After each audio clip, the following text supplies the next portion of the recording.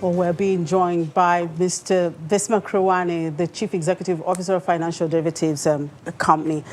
Thank you very much for joining us, Mr. Rewane. Well, I have seen you for the year, but I can still say Happy New Year to you. I've not seen him, so Happy New Year. Happy New Year. Happy New Year.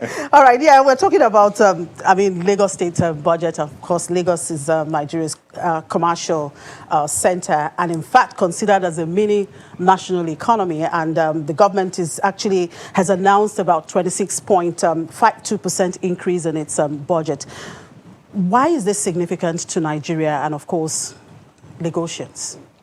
Well, Lagos is an investment, travel, financial, and trading hub for West Africa, not just for Nigeria. Whilst the state of Lagos budget is about 9% of the total Nigerian budgets put together, Lagos controls directly and indirectly 20% of GDP and 40% of the informal economy. So Lagos cannot be ignored, not for Nigeria, not for West Africa, not for even the Central African hub. So, and the budget in 2021 is critical in the sense that this is a time when we had a sharp decline in growth, negative growth, -6 down to -3. So the budget as a tool for reflating the economies and using investment multiplier to actually sustain growth is important. So if you look at it, Lagos, 1.1 trillion naira.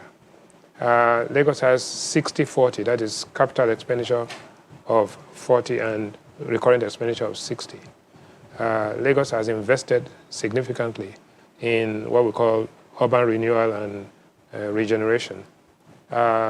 Lagos has more than its fair share of problems. ENS has told us that.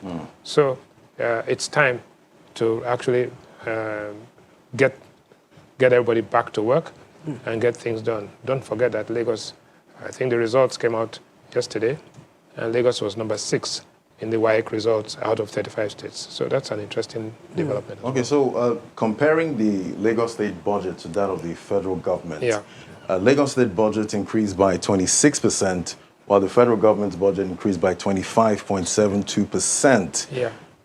How is this, why is Lagos State's budget bigger than the federal government's budget, considering the revenue problems all state governments are having at all levels of government, actually?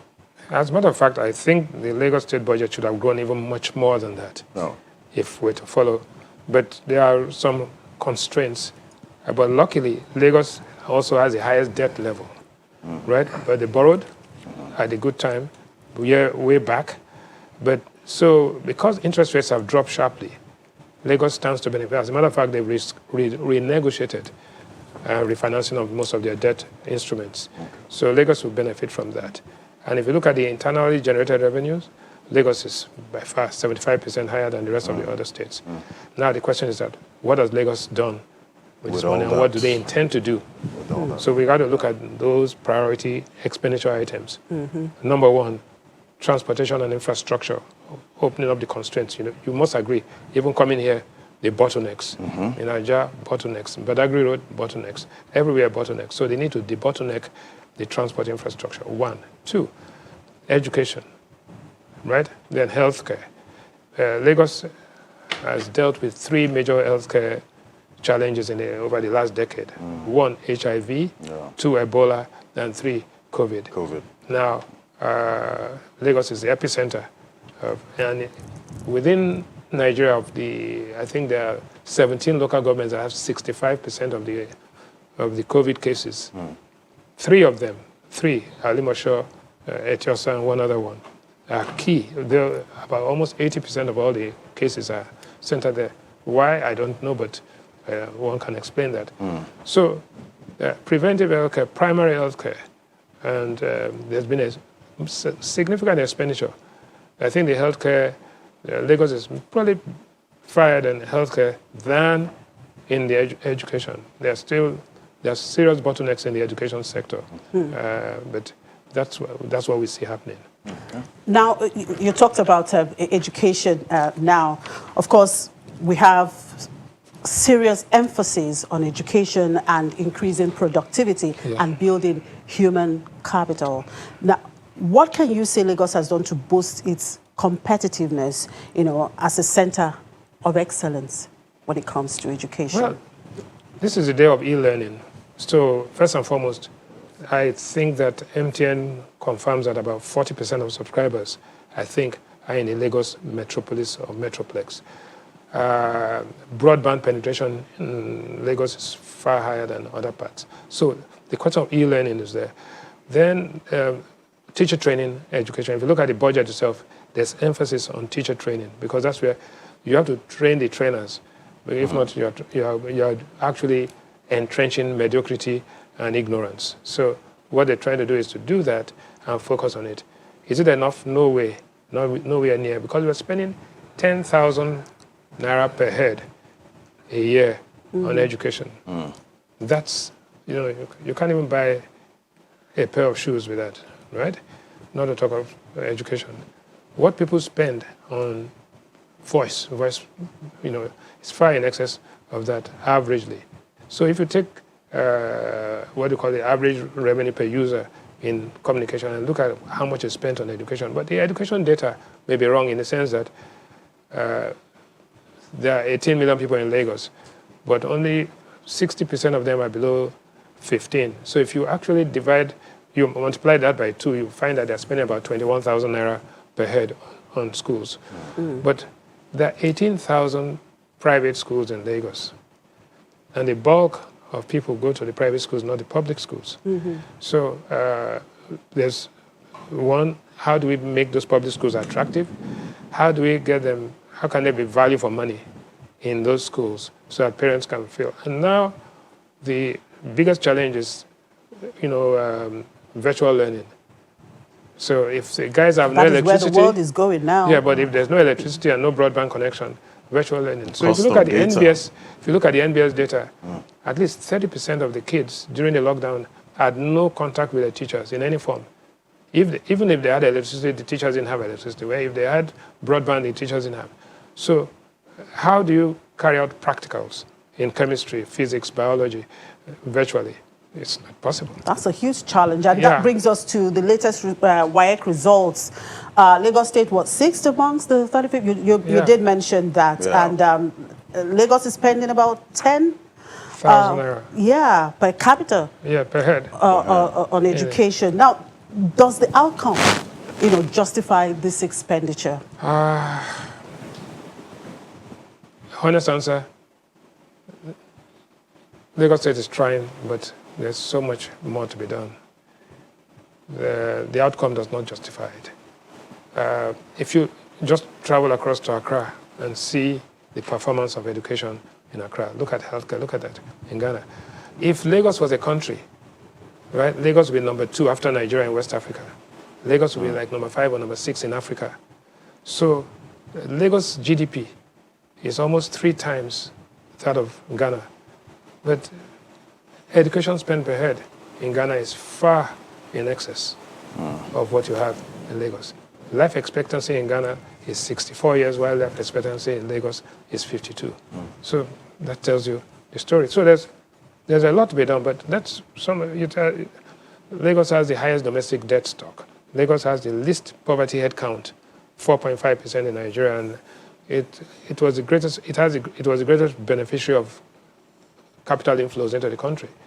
So, having said that, I think when you see where all the countries and all the states are in Nigeria today, Lagos is far ahead of others in terms of optimization of resources, rationalization of debt. Yeah. But the infrastructure is still begging for additional commitments. And many states are beginning to renege on the payment of the minimum wage.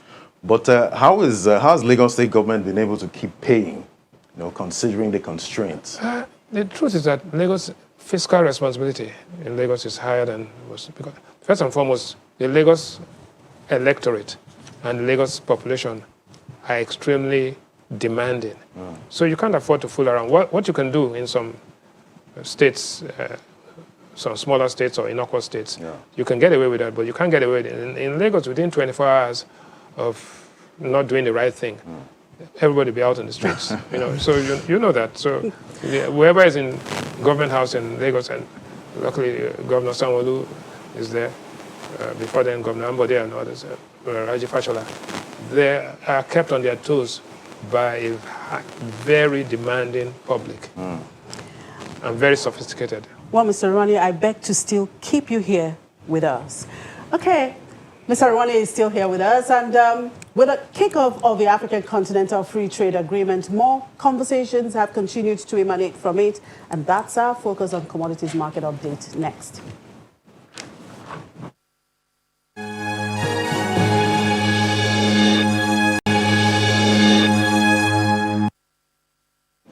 And for the commodities market update, we're looking at the AFCFTA, and we still have Mr. Rewane here to break it down for us. Nigeria is one of the last countries to ratify the AFCFTA and has continued with some restrictive policies, which is actually inconsistent with the spirit and letter of the agreement. Do you think Nigeria is ready for this agreement? Nigeria is not prepared, but Nigeria has no choice. This train has left the station, and we are in it. So, first and foremost, restrictive practices and prohibitive. The Minister of Agriculture was talking yesterday about rice and maize. Rice and maize being extremely important, and therefore there are national assets that need to be protected and all that. But we've gone past that. The world has moved into trading blocks. And you have the North American Free Trade Agreement area, you have the European Union, you have the Asia-Pacific Agreement area. And so this agreement area creates the largest trading bloc in the world in terms of people. It has 55 countries, or 54 countries in sub-Saharan Africa. We have GDP of about $2 trillion.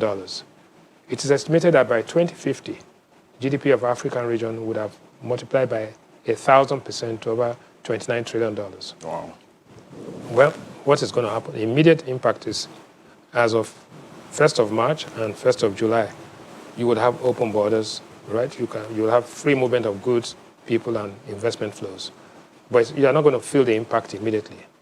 But it does mean that every Nigerian consumer, every Nigerian producer and investor, manufacturer, has to be having an African perspective, no longer a Robinson Crusoe Nigerian economy. The philosophy, the mundane philosophy of economic patriotism and import substitution and protection and all of that is past gone. We are going into a competitive world. And so we go back to the Ricardo theory of wealth of nations. Countries have comparative advantage, companies have competitive advantage. Right. And that's what it's all about. So we have to take you take African nations, the biggest ones, Nigeria, South Africa, Kenya, Ethiopia, and Ghana, right? So you look at those, and Nigeria controls 22% of total GDP of Africa, followed by South Africa, 14%. But by 2021, 2022, Nigeria's share of the total would have dropped to about 20%, South Africa about 14%. But that's not the most important thing. The most important thing is that where is the trading going? Who are our trading partners? China is our most important trading partner in Africa, and also the heaviest investor in this continent. South Africa has 31% of the exports of Africa. Yeah. So Nigeria is number 2, 28%, but Nigeria exports mainly oil, LNG. So if you back out oil and LNG, Nigeria becomes a small player. So after that, you have Angola and Cote d'Ivoire. But when you see imports as well, South Africa imports 40% and exports 31%. That means South Africa imports products, processes them, and exports them, while Nigeria imports products, processes them, and consumes them. And that puts us at a disadvantage. But it's a new dawn as far as Nigeria and Africa is concerned under the African Continental Free Trade Agreement. All right, you did mention the Ricardo's law of comparative advantage on international trade and Michael Porter's forces of comparative advantage. So what sectors and which companies are going to make the maximum impact based on these theories that you did mention? Yes. First and foremost, building materials, petroleum products, manufacturing, banking, aviation, and trade. These are the sectors in Nigeria that will benefit or will be affected by this agreement as soon as we kick in. It's not by coincidence that Nigeria opened its land borders. It's not by coincidence that Nigeria has reduced the import duty on commercial vehicles and cars completely. And if you look at the companies that are going to benefit most, of course, the slide there shows clearly you have Dangote is number one, is the biggest conglomerate in Nigeria, but you have Lafarge, you have Nestle, you have Guinness, you have BUA, you have Standard Chartered, UBA, the Pan-African Bank, ETI. There are 5 banks that have very solid African footprints. They are UBA, Stanbic, IBTC, Access Bank, ETI, which is EcoBank, and I think FBN Holdings. So it's quite clear that those are the companies and then the sectors, but Dangote, more than any other company, because it's a conglomerate, it's diversified. It has refining capacity, petrochemicals, fertilizers, cement, right? And has seasoning, salt, sugar, and packaging materials, polypack. So there, I think they saw it coming maybe 5, 7, 10 years ago, and they positioned themselves to benefit from this, not only as a Nigerian strong and dominant company, but as an African competitive conglomerate. Okay, take us through the burning economic issues and their implications. Well, first and foremost, with oil at $57 a barrel, and the fact that once you have that, it means that Nigeria is in a better shape. Our budget was predicated on $40 a barrel, so it's $17 headroom, but our production has actually come down to about 1.5. So Nigeria is saying today that we're going to produce more condensates, but that's key. It means the fiscal deficit may not be as wide as it is, but then we begin to see the price of PMS begin to increase. I think that's the first thing. Secondly, today it's clear that only 65% of external reserves of countries are in dollars. It means that there's some diversification. People are using the yuan, the Japanese yen, the euro, and to a very limited extent, the British pound. So we're seeing that happen. We're seeing the price of coffee increasing, and we are beginning to see a new commodity cycle where commodities are beginning to increase based on the fact that a vaccine, but then the limitations of the vaccine, they said the Chinese vaccine has only 50% effectiveness. And the vaccine doesn't prevent you from being infected, it only prevents you from being very ill or very sick. So we don't know. It normally takes about 5-10 years to produce a vaccine. Now we are rushing it in 1 year, and then we are now beginning to see the problem. But the good news is that Johnson & Johnson vaccine is only 1 shot rather than 2 shots within 3 weeks. So I think that is, but I think we need to go back and spend 1 or 2 minutes looking at what the Dangote group. Absolutely. Yeah, and I was going to, you were talking about these companies that will benefit, and then I want to bring you back, to that, looking at the policies, perhaps, that the federal government would likely put in place to support these businesses. You talked about Dangote. Of course, Dangote would need some forex to actually do this business, just as any other company in the manufacturing sector. Well, first and foremost, forex restrictions are not consistent with regional trade. Because for every transaction you enter into, it has to be settled in a currency. And so if after I've bought some goods and then I'm struggling around to look for foreign exchange to settle it, then that defeats the whole essence of the African Continental Free Trade Agreement. Once you have regional blocks, it assumes free movement of goods, free movement of currencies, free movement of people. And so what do I see? I see a situation where, for example, the hub status of Nigeria, you have a refinery, you have a petrochemical plant and everything in the export-free zone. Those things, there will be need for the government and the governments to build infrastructure so that the pipelines, you can move refined products out there. So I think the Dangotes of the world will be earning more foreign exchange than spending foreign exchange. It will actually help Nigeria's foreign exchange position because Nigeria stands to benefit from the kind of economies of scale and a localization of industry. So you find that companies like Nestle, Guinness, Nigerian breweries will rather produce here and take the products across to other countries. And that is the benefit of this. And I think that the mindset, the policy-making mindset in Nigeria has to move away from protectionism to liberal and multilateral trade, and also the fact that you need to support Nigerian multinationals who are competing in other countries, Nigerian banks that are in other African countries, Nigerian manufacturers, the Dangote Group, the Globalcom, MTN, all these guys have to go across. And then, quite frankly, not in 2021, but by 2022, Nigeria begins to see the huge benefits of free trade, near convertible currencies, much more efficiently priced money markets, because right now you have interest rates at 1% and inflation rate at 15%. We need to get away from those. But these some of these businesses are yet to even understand how the nitty-gritty of this deal, particularly when you talk about the rule of origins and all the issues as regarding, this deal. Yes, it is true. Not only the manufacturers, but even the consumers. From here to Cotonou is 120 kilometers.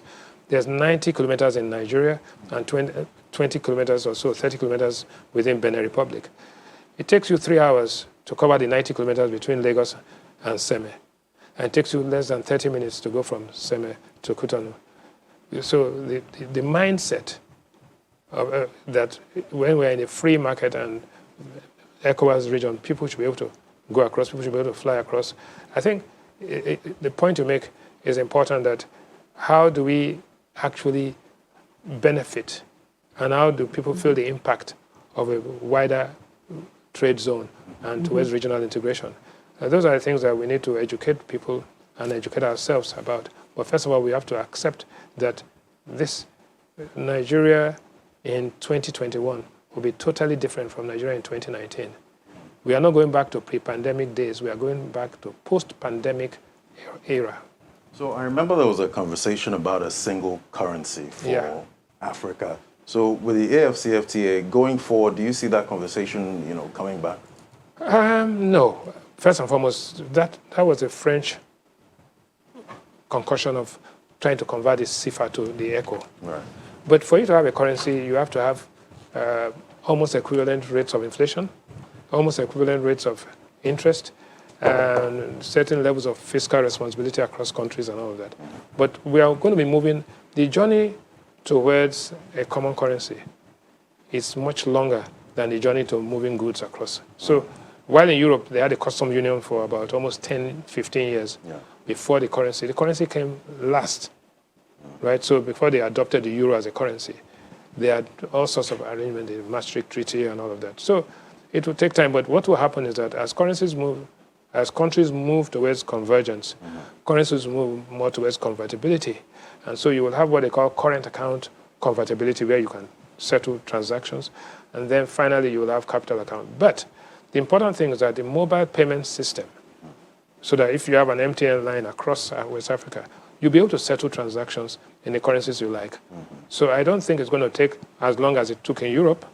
It's going to be much shorter, because people are now beginning to settle currencies, pay for voice, pay for data, pay for all sorts of things. So it's a fast-moving world. And quite frankly, I think everybody will be better off for it. Well, it's a new one, and I'm sure we'll continue to talk about it. And just as you said, continue to educate us. Exactly. Everybody. Thank you very much, Mr. Rewane. It's always a pleasure. Thank you for having me. All right, we'll take a moment, and we'll be back.